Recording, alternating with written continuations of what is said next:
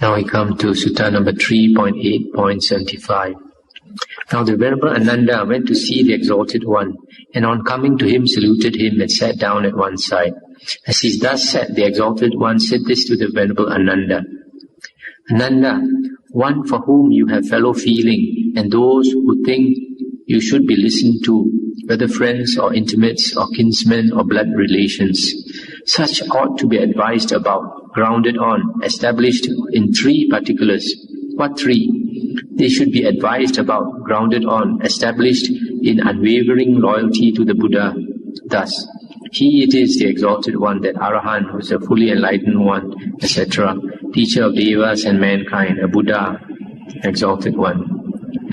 They should be advised about, grounded on, established in unwavering loyalty to Dhamma. Thus, well proclaimed by the Exalted One is Dhamma, etc., etc., to be understood by the intelligent, each for himself. They should be advised about, grounded on, established in unwavering loyalty to the order or Sangha. Thus, they walk righteously, the Exalted One's order of disciples, etc., etc., a field of merit unsurpassed for the world. There may be change, Ananda, in the four great phenomena, the elements of earth, water, fire and wind. But there can be no change in the Aryan disciple blessed with unwavering loyalty to the Buddha. By change I mean this, that such a one should be reborn in hell, in the womb of an animal, or in the realm of ghosts, is an impossibility.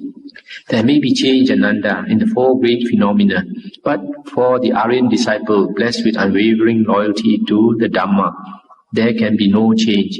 I mean that such a one should be reborn in hell, in the womb of an animal, in the realm of ghosts, is an impossibility.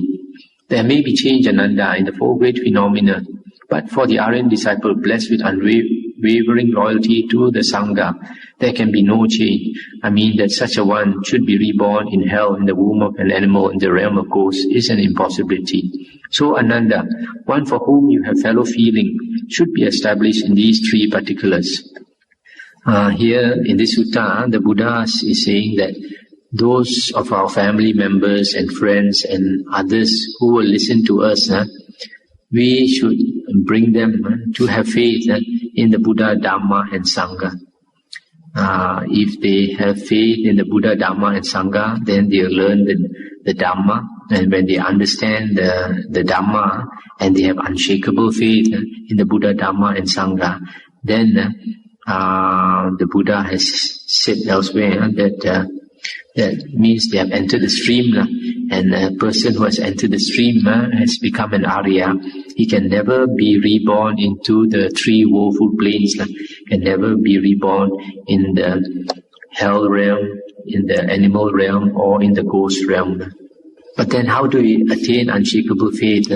We have to remember, it is by understanding suttas like these, the words of the Buddha. I always say that the suttas, understanding the suttas are very, very important. You remember when we recite the Itipiso chant, when we come to the Sangha, Supatipanno Bhagavato Savaka Sangho. What is this Savaka Sangho? Savaka are listeners or hearers. That means the Sangha of listeners or hearers are the Buddha's disciples. They always listen to the Buddha's words. That's why they are called Savakas. So we have to be like them. We can continue listening to the Buddha's words, and then we get a lot of wisdom and we have right view, and then we would have entered the stream according to the Buddha's teaching. Now the next sutta is 3.8.76.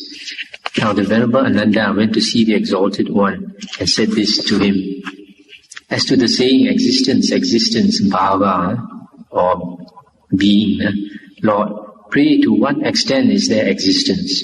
And the Buddha said, if there were no realm of sensual desire and no action or karma to ripen therein, Ananda, would any sensual realm existence be manifested? Surely not, Lord. In this way, Ananda, action or karma is the field, consciousness is the seed, craving the moisture. For beings that are hindered by ignorance, fettered by craving, consciousness is established in the lower realm, there's the sensual realm. Thus in the future there is repeated rebirth. In this way there is existence, Ananda.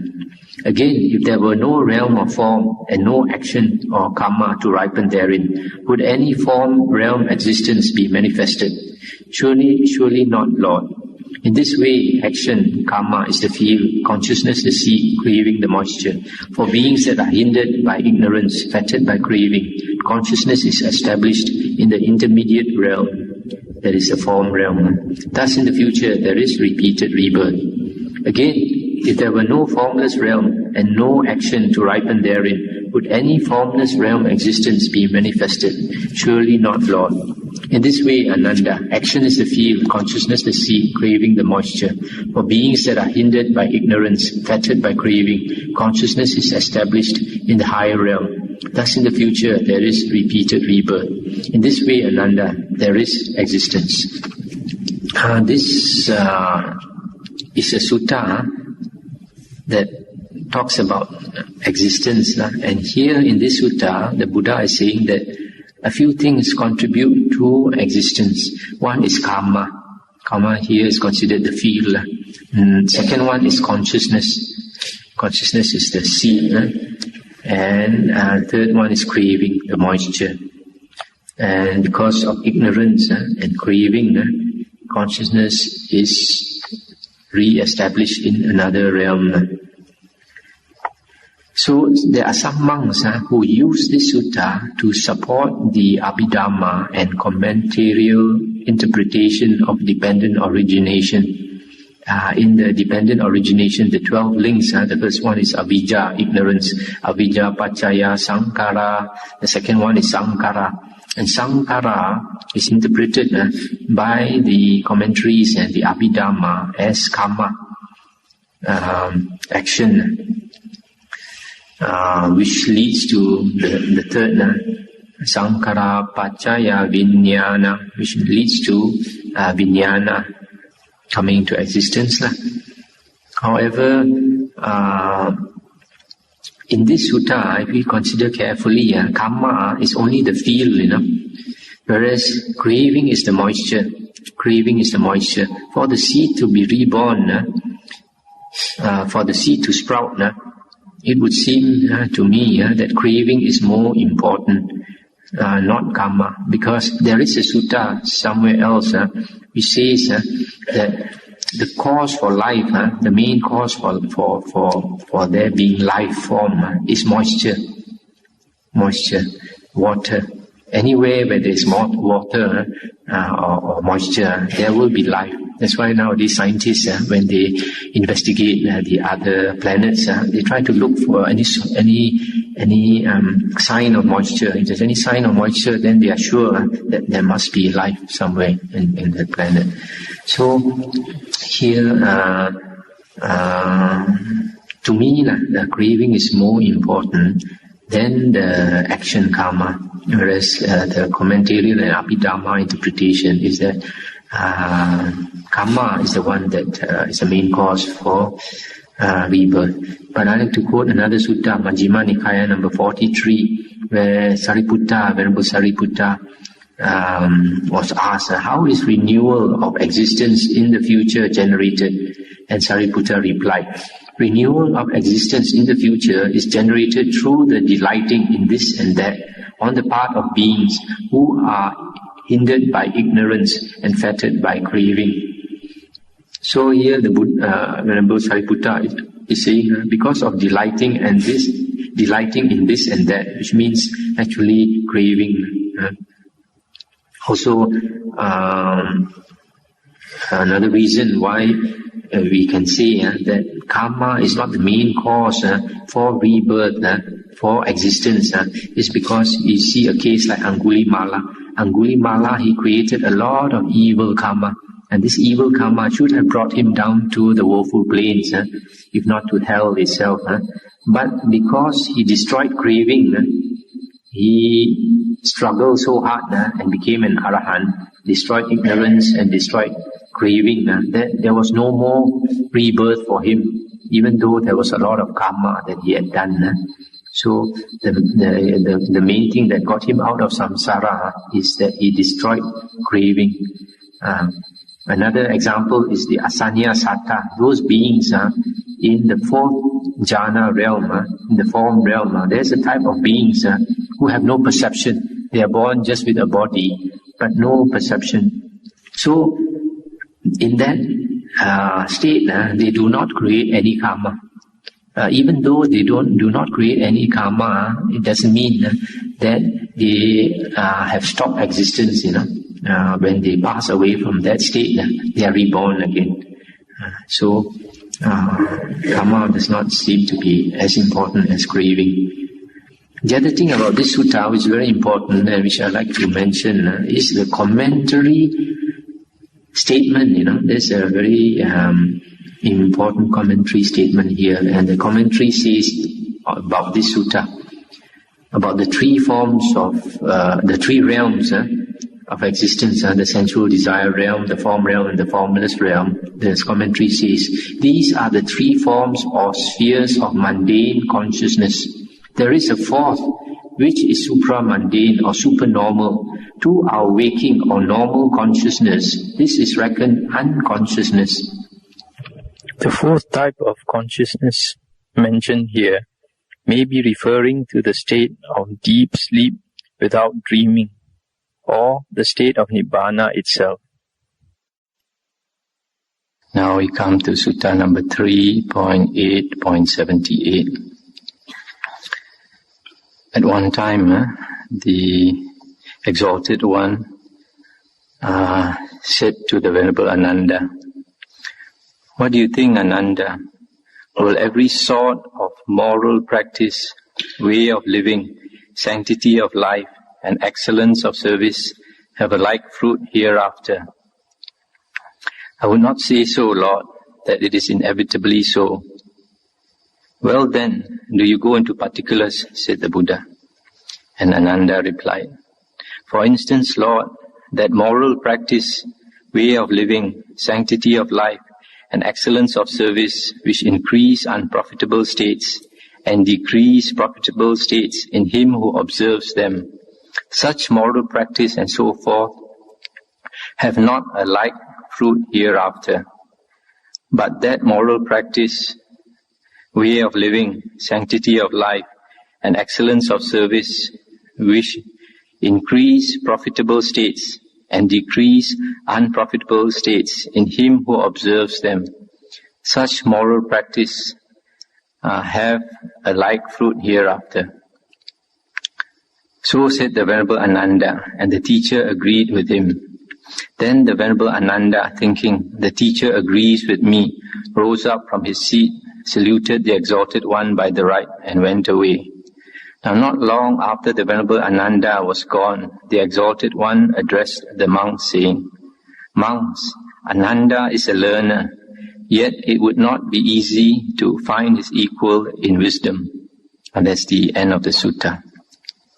This learner, I think most of you know, is Seka, and it means that that person is an Arya, a noble one, but he is not yet an Arahant. He has not finished his work. That means he's one of the 7 types of Aryas. The first path, first fruit, second path, second fruit, or third path, third fruit, or even the fourth path. Later, if you look into the suttas, you'll find that path and fruit in the suttas are separate. They are separate persons, and unlike the commentaries and the Abhidhamma, in the suttas we find that the path person is not existing just for one moment and then getting the fruition. So in this sutta, the Buddha is saying that does every sort of spiritual life bring a similar fruit hereafter? That means give that person goes to a good rebirth. And Ananda said it is not always so.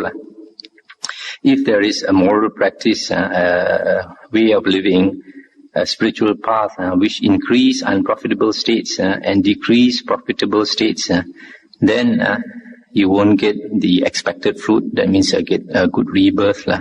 And what is this? This is like those external practices which were prevalent during the Buddha's time. If we look into the suttas, we find there were many types of external sect practices which were unbeneficial. Some people, there were some ascetics who behaved like dogs. They walked like dogs, they ate like dogs, they lay down like dogs. And some imitated the behavior of cows, eating grass, and etc.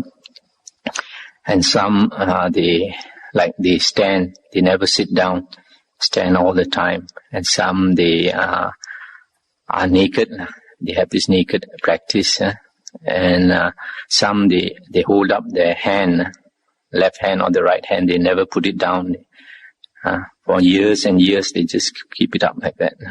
So all these practices are unbeneficial practices, and they would not give a profitable result. But what is important, the Buddha, the Venerable Ananda said, which the Buddha agreed, was that kind of spiritual life which increases profitable states and decreases unprofitable states. Then you would get the desired result. And what is this increasing profitable states? Profitable states are those wholesome states of mind where a person has less greed, less hatred, and less delusion. Whereas the unprofitable states are those where you have more defilements, you have more greed, hatred, and delusion, and other similar qualities like jealousy, anger, malice, or ill will, etc. So the Buddha said that even though Venerable Ananda is a learner, and we know that Venerable Ananda was a Sotapanna, a first fruit attainer, and Buddha said even though he's only a first fruit attainer, it will be quite difficult to find his equal in wisdom, which shows that Venerable Ananda is a very wise person. Now the next sutta is 3.8.79. Now the Venerable Ananda went to see the Exalted One, etc., etc. As he sat to one side, he said, Lord, there are these three sorts of scents whose fragrance spreads along with the wind, but not against the wind. What three? Root scent, hardwood scent, and the scent of flowers. Pray, Lord, is there any sort of scent whose fragrance spreads with the wind, against the wind, and both ways alike? And the Buddha replied, there is such a scent, Ananda. And Venerable Ananda asked, what is that scent, Lord? And the Buddha said, in this connection, Ananda, in whatsoever village or district there is a woman or a man who has taken refuge in the Buddha, Dhamma, and the Sangha, who abstains from killing, stealing, adultery, from lying, from addiction to intoxicants that cause sloth, who is virtuous, of a kind nature, who dwells at home with heart free from the taint of stinginess, who is open-handed, pure-handed, delighting in giving up, one to ask a favor of, one who delights in sharing gifts with others. Of such a one, recluses and hermits sing the praises in all quarters thus. In such and such a village or district, there is a woman or a man who has taken refuge in the Buddha, Dhamma, and the Sangha, who abstains from killing, stealing, adultery, lying, addiction to intoxicants, who is virtuous, of a kind nature, who dwells at home with heart free from the taint of stinginess, who is open-handed, pure-handed, delighting in giving up, one to ask a favor of, one who delights in sharing gifts with others. Moreover, the Devas, the celestial beings, and non-humans sing his praises in the same manner. This, Ananda, is the sort of scent whose fragrance goes with the wind, against the wind, and both ways alike. In this sutta, the Buddha said there is the scent of the virtue. If you have the scent of virtue, it spreads far and wide. Not only these renunciants know it, but all the spirits around, they know it, like the tree spirits, the earth spirits, the river spirits, and higher spirits all around. They know and they spread the word around. So, since all these beings know, you can be quite sure if a person is virtuous, he will have a lot of protection. The next sutta is 3.8.80. Now the Venerable Ananda went to see the Exalted One, paid respect, etc., and sat to one side. As he sat to one side, he said this to the Lord, to the Bhagawa Exalted One. In the presence of the Exalted One, Lord, in His very presence, I have received this saying, Ananda, a Bhikkhu, the disciple of the Buddha Sikhin, standing in the Brahma world, could make its 1,000 realms hear his voice. Pray, Lord, how far can the Arahant, the fully enlightened one, make his voice heard? And the Buddha said, he was just a disciple, Ananda. Immeasurable are the Tathagatas. That means the Buddhas.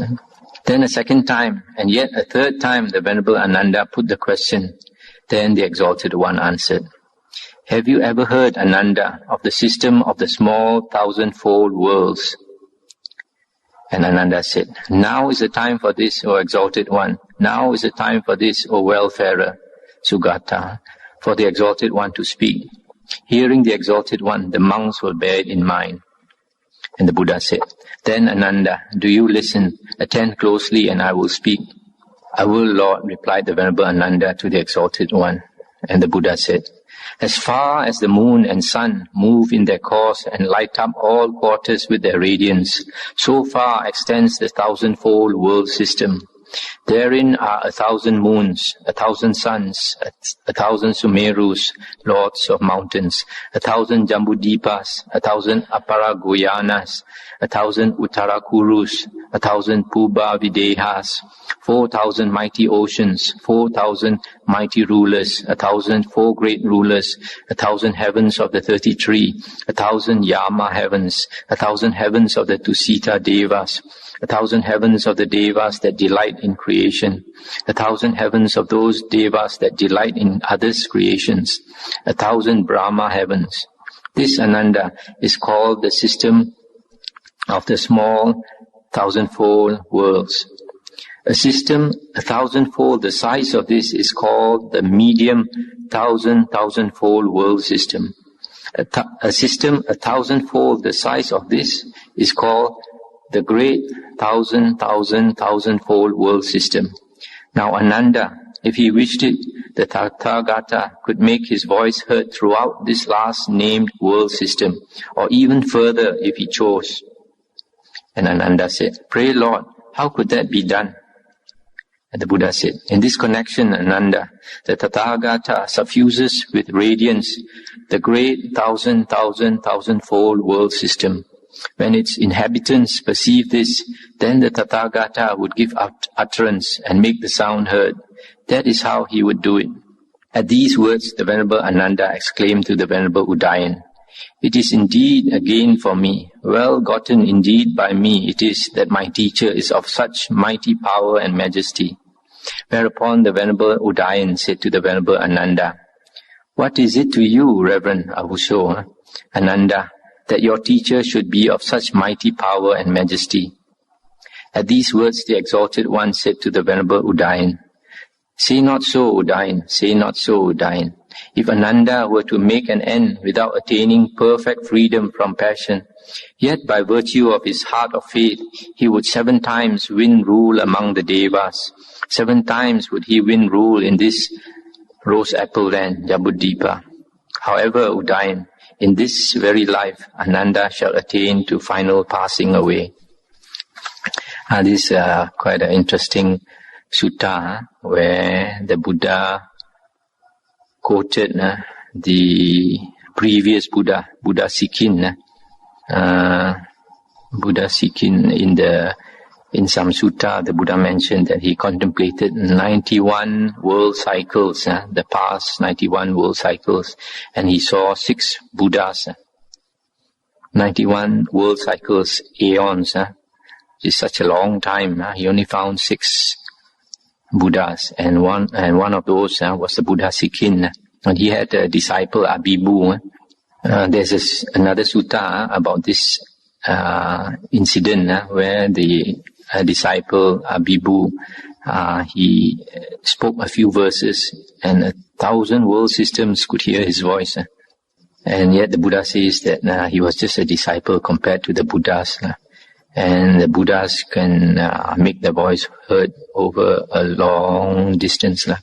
But I think I've seen one of the suttas where the Buddha said that not all Buddhas are the same. So in this case, our Buddha is just quoting himself. And first he talked about the 1,000-fold world system. And it is mentioned somewhere else that a world system consists of a sun. Every world system consists of a sun, what we call a star. And around that sun are supposed to be 4 continents. 4 continents, those names I mentioned just now. Jambudvipa is on the south. Then Aparagoyana, then Uttarakuru and Puba Videha. And then you have Mount Sumeru is supposed to be a mountain. Maybe this is this mountain. So far we don't see it around here. It might be one of those fine material worlds. It's just like a spirit world. There are a lot of spirits around, but very few people can see them. And then the other heavens were mentioned. Now this 1,000-fold world system could be something like a galaxy. And the Buddha mentioned somewhere about there's a term the Buddha used, Chakravala. Chakravala. Chakra is a disc. It's a disc, and we know a disc is flat. And nowadays they realize that a galaxy is flat like a disc.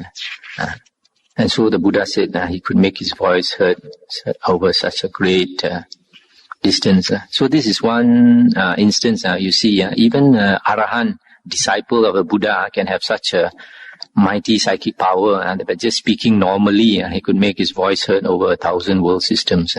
The other thing about this sutta is the Buddha said that Ananda's great faith in the Buddha can make him 7 times the king of the Devas. I think that's Sakadeva Raja, king of the 33 heavens, Tavatimsa heaven. Said, and it's only, there's some later books only say when you have faith in the Buddha that you can get out of samsara. Actually, it's not. Just having faith like this can make you reborn into a heavenly world. But if you have unshakable faith in the Buddha, Dhamma and Sangha plus virtue, then the Buddha said you have attained the way, the first path. And also the other thing about this sutta is you find that the Buddha made a prediction here that Ananda will attain to arahanthood in this very life. The next sutta is 3.9.81. The Buddha said, monks, there are these 3 pursuits of a recluse to be put in practice by a recluse. A samana. What 3? The undertaking of the training in the higher morality, the higher mind, and the higher wisdom. These are the 3. The higher morality is the Adi Sila, higher mind is the Adi Chitta, and the higher wisdom is Adi Panya. These are the 3. And the Buddha continued, wherefore, monks, thus must you train yourselves.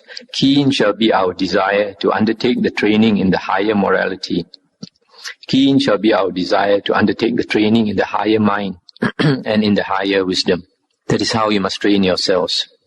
Suppose, monks, an ass follows close behind a herd of cows, thinking, I'm a cow too, I'm a cow too.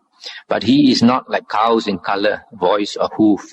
He just follows close behind a herd of cows, thinking, I'm a cow too, I'm a cow too.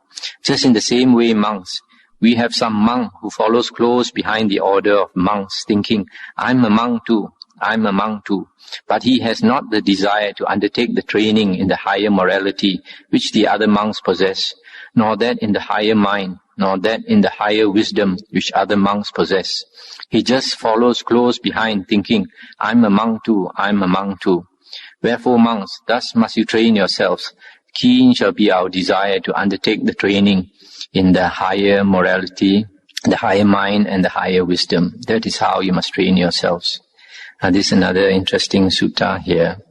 The 3 things, the Adi Sila, Adi Chitta, and Adi Panya, is explained in another sutta which I shall come to soon. You see, in this sutta, the Buddha said, if a monk does not train in these three things, the higher morality, that means he keeps the precepts, and he does not train in the higher mind, which later on you find is concentration, and he does not train in attaining wisdom, then he is not a monk, even though he wears the robe, even though he looks like a monk. So you see, sometimes the Buddha can be very strict, very serious, very... you can see suttas like this, some monks don't like. That is why later you find there are some monks who belittle these original suttas of the Buddha and call them small vehicle suttas for inferior people, and all kinds of things they say about the Buddha's original discourses. And so much so that even nowadays very few monks would actually take up the suttas and explain them because of suttas like this. Because he set up such a high standard for monks, especially that not all monks like to speak of these suttas.